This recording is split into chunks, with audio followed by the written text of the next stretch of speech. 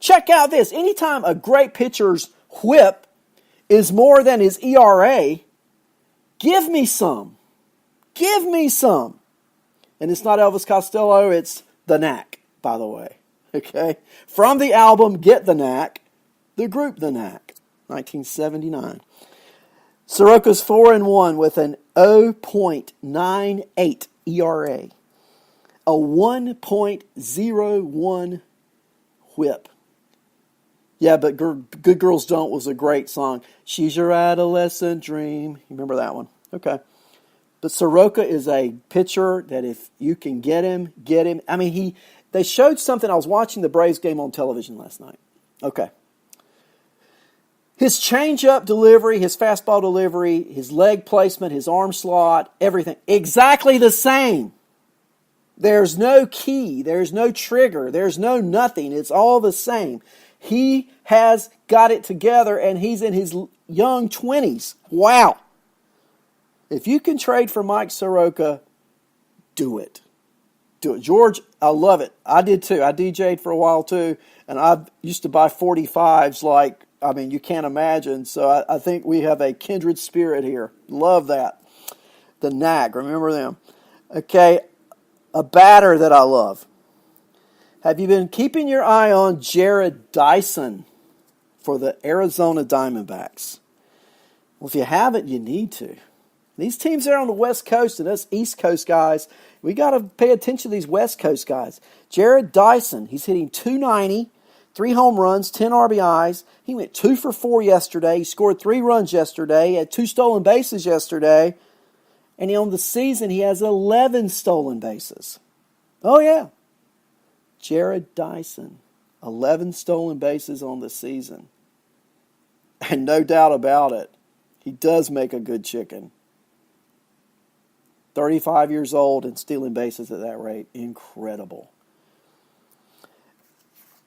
I got a few more players to mention before we go off today, so I got to keep going here, right?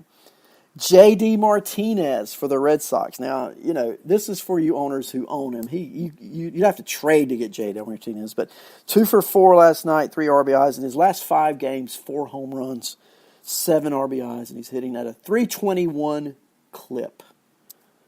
J.D. Martinez. With all the injuries going on with the Mets, you can look at who's going to get the opportunity with their squad now. Right? I told you earlier, McNeil is out with abdominal issues. Oh, by the way, D. Gordon is back at second base tonight for the Mariners, if you're interested. But McNeil's out with abdominal issues. Conforto, concussion today. So the Mets are without, at least in the short term, 2 of their main cogs in their lineup. 2 main cogs. So what are we going to do with J.D. Davis? J.D. Davis is going to play third base, and probably regularly. He's hitting .275. He's got 3 home runs. And if you're needing a corner infield position, he may be somebody that you want to look at. Now, another player that is Dominic Smith. He's been telling the Mets, I can play left field. Okay? I can play. Just give me a chance. Well, I don't know if you've looked at the Met first base situation here of late. But I'll give you a little information that you may find useful, okay?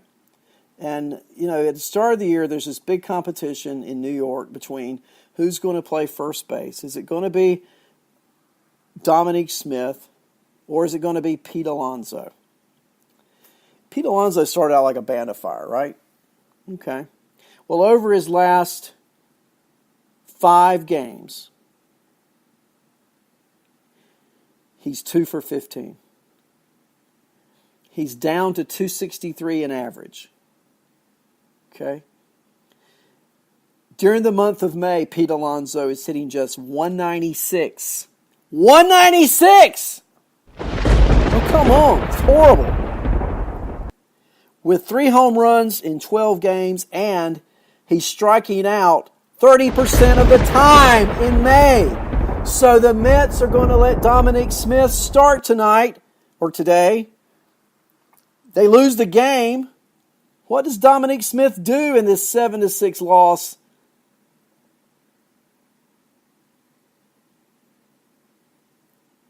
He goes 0 for 5. 0 for 5. Dominique, quit talking. You're killing me.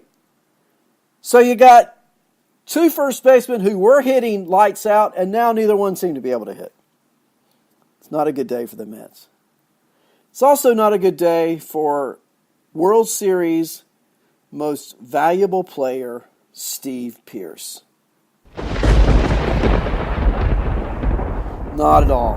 Pearce, I tell you what, I think Pearce is going to be out of Boston before long, because I think if Nunez and Pedroia can play second, you can very well see their rookie phenom Michael Chavis move over to first base. He's already played some first base. Why do I say that? What's going on with Pearce? Well, he's hitting 111 on the season. He hasn't homered yet. He's only got 4 RBIs. His last 2 games, he played on the 12th against Seattle, 0 for 4. He played last night against Colorado, 0 for 3. The Red Sox got Steve Pearce to hit, by gosh. And he's not doing it. Not doing it at all. So I can see Steve Pearce out of here. Another player that's injured a little bit, ankle injury. Last night in the 7th inning, Yandy Diaz turned his ankle, but he is expected to play Friday night against the Yankees as the Rays take on CC Sabathia. Yandy Diaz, what a pleasant surprise, right? 273 average, 9 home runs. And how's he done it? Well, he's done it by hitting the ball in the air more than he ever has in his career. Okay? He's really, during the offseason, worked hard on changing his launch angle. And he has been successful at it. That's why he's got 9 home runs. And last year he could hardly hit a fly ball. This year he's hitting fly balls 35% of the time. If he continues that, it'd be a great year for Yandy Diaz. Alberto Mondesi, one more player I want to talk about. Mondesi, 2 more steals last night, and I know today they got drubbed 16-1. But Mondesi is a player for fantasy, I tell you. 281 average, 15 stolen bases, 5 steals in his last 7 games. And I am a huge proponent of Mondesi, as I am Aguilar, as I am all these other players that we've talked about today so far. I'm going to close up today by talking about, just real briefly, some of the only bad news. I know Phil Chappie said last night he was going to bring all the good news because Arnie had brought all the bad news. Well, I just try to shoot it straight, right? Okay? George says he's a big fan of his father, Raul Mondesi. Isn't Raul Mondesi? Alberto was Raul Mondesi. He changed his name to Alberto.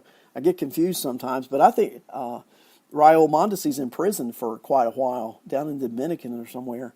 But he was quite a player, wasn't he? And an arm, I'm telling you. And then also, there's a quote, a statement in the chat room, only one of 2 guys to have 33 hits, 8 stolen bases, and 24 RBIs before May 1st. Oh, yeah. It was, now he's got 36 RBIs, okay? Yeah, Alberto Mondesi, 36 RBIs in Kansas City. I mean, he's going to drive in runs with Merrifield in front of him. I mean, it's just a plain fact. And now Nicky's in there hitting second, Nicky Lopez, and so Lopez is on and Merrifield's on. Just more opportunity for Alberto Mondesi to drive in runs. And he's going to do it. He could be... he could have 50 steals and 100 RBIs with no problem. When's the last time that was done? Okay, maybe that's a great trivia question. He could have 50 steals and 100 RBIs this year for Kansas City. The funny thing about the Royals, how many players has ever a last place team had those players are also fantasy relevant? I mean, you got like 5 or 6 guys in that lineup. They're all fantasy relevant, yet the Royals sit 12 and a half games out, last place in the American League Central. See? Lenny Dykstra. There you go, Lenny. I love it. Talking about steals and RBIs, Lenny Dykstra. And what a player Dykstra was. And if you could say before the season, you could get Lenny Dykstra numbers out of Alberto Mondesi, aren't you all over that? Gosh, yeah. Give it to me in droves, right?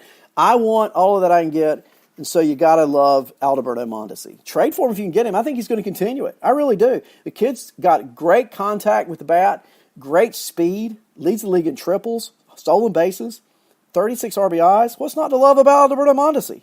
Okay? So finally today, I want to talk real quickly about Miguel Andujar for the Yankees. Of course, what a horrible season he's had at the bat. And personally, physically, he's had a horrible season. Finally, they decided last night he's going to undergo season-ending shoulder surgery. So there will be no more Miguel Andujar. You know, Andujar was probably going, what, 3rd, 4th, 5th round in drafts. So a big kick to owners when you find out that Andujar is now out for the year. And so go looking for third baseman. I think the great thing about that, if there is a silver lining in a dark cloud, nothing great about him getting hurt, but if there is anything good for fantasy purposes, is that third base is a deep position. And so I had him in a league with Lenny, Andrea, Chappie. Again, that's the same league where I had Aaron Judge and Stanton. Still have those two. But I cut Andujar today, obviously, because he won't be playing. And then I'll just see this. The Nature Boy? Really, Lenny? It says Ric Flair just died. Not the Nature Boy. I grew up in North Carolina, you know, basketball, baseball, football, and wrestling. You know, we used to have a local channel before the advent of cable television when I was a young kid. And at 11:30 at night, after the news on Saturday night, it was wrestling. And the Nature Boy would come on the air. Thank you, Lenny, for that. I appreciate it. The Nature Boy would come on the air and, you know, doing his woohoo and all that with other guys like Wahoo McDaniel and Blackjack Mulligan and Rufus the Freight Train Jones. I mean, I don't know if you remember these guys or not, but they were for pure entertainment value, I'm sure. And, of course, the Anderson brothers. But, you know, that's a sad note today that Ric Flair has passed away and left us. At any rate, sad note to leave on, but I'm glad you joined me today for Arnie's Fantasy World of Sports. Great shows on this network, guys. I mean, I don't know what you listen to during the day or night, but there's so many. Today, for example, Lenny starts off at 9 o'clock, and he is the legend, and he is rightly named. Not only that, I talked to Lenny earlier today. Lenny's a great friend. He's a great guy. And it's a privilege, Lenny, that you've allowed me this opportunity to be on your network. Then Nothing But Fantasy was on earlier today. Cam was on. I guess Lenny and Andre are following me up. I haven't heard that they're not. And then tomorrow, a day full of action on the network. Lenny starts it off at 9. Cha-Cha's been on vacation, and so it doesn't look like he'll be with you tomorrow. But Drop the Mic is on tomorrow afternoon.